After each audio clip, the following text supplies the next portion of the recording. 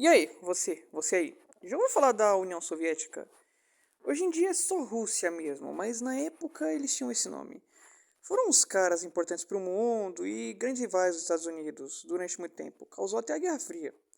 Eu vou tentar te explicar aqui como eles se juntaram e formaram esse país gigante, que tinha esse território enorme, e criaram o primeiro governo socialista do mundo.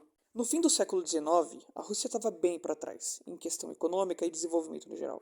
Eles ainda tinham um rei no comando, aquele sistema de monarquia, e esse rei se chamava Czar, era o título dele. Então, para não ficar muito para trás, eles começaram a fazer planos de industrialização, né, para começar a criar fábricas e não ficar muito para trás. Tinham planos de ferrovias e tal, que era a grande promessa.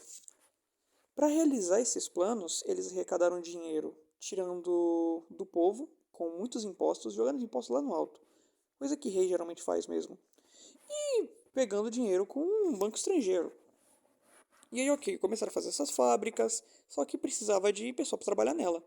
Com o surgimento dessas fábricas aí, surgiu uma nova classe, os operários da cidade, que geralmente eram camponeses que não estavam tendo muito rendimento na fazenda e vinham para a cidade, mas a situação de trabalho deles ainda era horrível, era deplorável. Então, lá por volta de 1848, começaram a bombar pelo mundo diversas revoluções, tipo na França, nos Estados Unidos e em regiões que futuramente seriam a Itália e a Alemanha. No meio disso tudo, aparece Marx e Engels com o Manifesto do Partido Comunista, um livro que resume o mundo em basicamente existe o burguês e o proletariado. O burguês, ele retém as fábricas, ele é o proprietário das terras, dos bancos, e ele ganha tudo às custas do trabalhador, que é o proletariado. Depois de um tempo, o Marx publicou um livro chamado Capital, que analisa o capitalismo e define a base do socialismo. O que é o socialismo, né?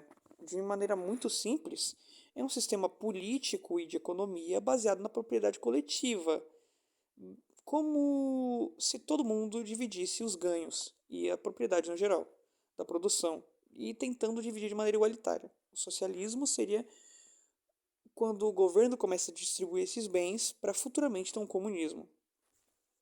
E já lá para 1888, um estudante de direito da Rússia, ele lê esse livro, O Capital, e fica bem impressionado. Então começa a divulgar essa história usando o nome falso de Lenin, para a polícia não rastrear ele. Partidos políticos na Rússia, nessa época, eram estritamente proibidos, era só o poder do rei e ninguém mais. Mas tinham partidos clandestinos, como o do Lenin, o PSD.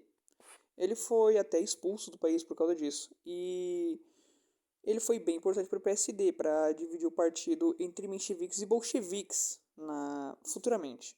Os mencheviques eram uma minoria, basicamente uns caras que queriam o partido mais aberto, calminho e que fosse se desenvolvendo mais devagar, para futuramente ter o que a gente considera como socialismo e comunismo. Os bolcheviques eram poucas ideias. Revolução armada, destrói burguês, rei aristocrata e tendo um governo com um revolucionário preparados. Em resumo, era maneirado e o outro queria resolver na hora, da maneira mais direto possível. Os mencheviques eram mais a minoria, como o próprio nome diz, mencheviques, traduzido do russo é minoria, bolcheviques eram a maioria, como traduzido diretamente do russo. Por mais que às vezes os mencheviques fossem a maioria, mas não entramos nesses detalhes. Passaram-se os anos no meio disso, e lá em 1905, revolucionários e trabalhadores paralisaram a capital, São Petersburgo, completamente, protestando por salários melhores e contra as demissões nas fábricas, porque estava impossível viver nessa situação. O rei fez a melhor coisa que ele poderia, né? Mandou o exército para os pontos mais importantes da cidade para controlar a situação. Nisso aconteceu que um padre até fez um baixo-assinado para entregar ao rei, escrito como uma oração, rogando por melhoras na cidade, ainda confiando nele e na igreja. Em 22 de janeiro de 1905, o palácio estava cercado por 200 mil russos, seguindo o padre e rogando por melhores na cidade. Os soldados que cercavam o palácio receberam ordem de ataque, massacrando com espadas e rifles homens, mulheres e até crianças ali. Depois disso, os revolucionários ficaram completamente impacientes, começaram a revidar, derrubando as próprias comunicações da cidade e dominando pontos importantes. Para isso, eles formavam sovietes, que eram grupos para organizar a revolução corretamente. O czar, o próprio rei, Ele viu que isso ia dar ruim, que estava encaminhando para um momento muito horrível, e fez algumas reformas, tipo criar o Duma, que era um parlamento com alguns deputados. Mas a revolução não ia parar por isso. Até porque o rei estava sendo um incompetente e mandando recursos e pessoas para a Primeira Guerra Mundial, o que só gerou fome e mortes, já que eles estavam sendo completamente derrotados. E isso revoltou o povo. Para 1917 foi o ano que aconteceu um monte de coisa. Primeiro que não tinha comida em lugar nenhum. Eles não deviam achar nem no lixo, se duvidar. E isso fez com que os operários saíssem na rua pedindo pão. E o rei tomou novamente uma decisão incrível, né? Ele deu aos soldados, a ordem de atirar. E pensou que eles iam obedecer plenamente, mas os soldados não estavam de boa com o governo. E eles se juntaram ao pessoal da greve e foram juntos deles. Com essa sequência de eventos, o rei ficou desesperado e tentou desfazer o Duma, o grupo dos deputados. Mas os deputados se uniram e formaram um governo provisório que tinha socialistas modernos liberais, o que nem faz sentido. E eles tiveram a coragem de deixar os bolcheviques de fora disso. O rei viu que sem o poder dele e com o governo provisório surgindo, ele ia acabar morrendo com um golpe aí. Então ele largou o trono e o irmão dele, que deveria herdar, pulou fora também. Ele não quis entrar no lugar. No meio disso, o Lenin conseguiu voltar para o país, como um herói, e já lançou um discurso assim que chegou com as suas propostas. Um governo sem liberais, totalmente socialista. Isso significaria tirar o governo provisório. E os mencheviques não gostaram dessa ideia, e isso fez o PSD se dividir.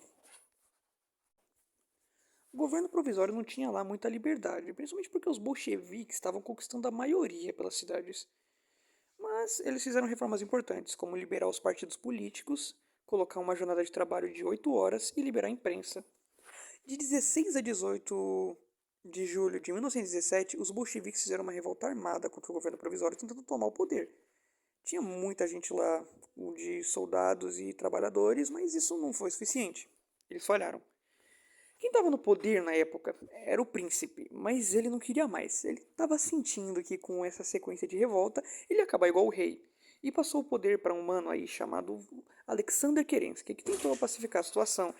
Mas um general chamado Kornilov queria acabar com a revolução e mandou soldados contra o povo. Kerensky viu que o Kornilov ia acabar derrubando o próprio governo provisório e pediu ajuda aos bolcheviques, libertando os presos e armando eles. Ele impediu o general de dar um golpe e tal, mas deu muito poder de graça para os bolcheviques. Passou um tempo e os bolcheviques estavam grandes. Lenin analisou a situação e falou: Mano, tá na hora, bora pra cima. É agora ou nunca. Ele queria criar o primeiro estado socialista do mundo. E para organizar a revolução, ele escolheu o líder de um soviético lá na capital da Rússia, Petrogrado, que antes estava sendo chamada de São Petersburgo, o Leon Trotsky. E em 16 de novembro, os bolcheviques tomaram os pontos mais importantes do país. O partido de Lenin era bem organizado, mas quando teve eleições na Assembleia para decidir qual ia ser o governo que ia tomar, ele perdeu o partido dele. Mas como ele acreditava que ele tinha a maior parte do povo do lado dele, ele fechou a Assembleia e nomeou o Partido Comunista. Ele praticamente instaurou uma ditadura. Enquanto isso, os caras que preferiam o governo antigo, os contra-revolucionários, estavam formando um exército com 700 mil homens. Que é bem pouquinho, né? Esses anti-revolução tinham apoio de vários países de fora, tipo a França e a Grã-Bretanha, que forneciam apoio aos brancos, que era como eles se chamavam. Foi o nome dado a eles, os inimigos dos vermelhos, que eram os comunistas do partido do Lenin. Nisso aconteceu uma guerra civil extremamente sangrenta, que até o Lenin foi baleado e ficou com sequelas que tirou ele de parte do trabalho. Depois de toda essa guerra civil, com muita dificuldade, em 1919, os vermelhos estavam tomando vantagem e controle, mas não era suficiente. Teve uma revolta até dentro do Exército Vermelho, na base de Kronstadt, que Trotsky infelizmente teve que reprimir, matando muitos dos marinheiros que ele tinha honra de ter liderado. Para lidar com tudo isso, Lenin fez em agosto de 1921 a nova política econômica, a NEP, dando maior liberdade, saindo um pouco do socialismo para poderem se recuperar. Dentro disso estava a URSS, a formação dela, a União da República Socialista Soviética. E passou um ano e em 30 de dezembro de 1922 foi formada esse país político que o Lenin lutou tanto para conquistar. Não era o que ele queria, não era o objetivo principal e nem se tornou futuramente, porque o Trotsky não herdou a vontade dele, ele foi tirado do governo, quem entrou foi Stalin, ele virou aquela ditadura horrível que a gente já conhece. Mas o que dá para tirar disso é que a gente conhece muitas pessoas como eles eram o povo. Eles eram como talvez o seu tio, como talvez alguém que você conhece, que saiu do interior, veio para a cidade, querendo uma vida melhor. Caiu nas mãos do capitalismo, caiu nas mãos de um governo muito ruim, fez um trabalho muito chato para ele. Mas a diferença é que lá eles se revoltaram. Eles não aceitaram tudo o que estava acontecendo. Eles não abaixaram a cabeça. Eles estavam sempre protestando, estavam sempre indo contra, mesmo cansados, com fome, em situações horríveis. Algo muito interessante para se aprender. Em conclusão, é isso, é uma história muito boa, esse país é incrível. Infelizmente não foi desenvolvido como deveria, a teoria do comunismo não avançou tão bem. Mas é interessante refletir sobre isso. E até mais. Espero que tenha ficado bom.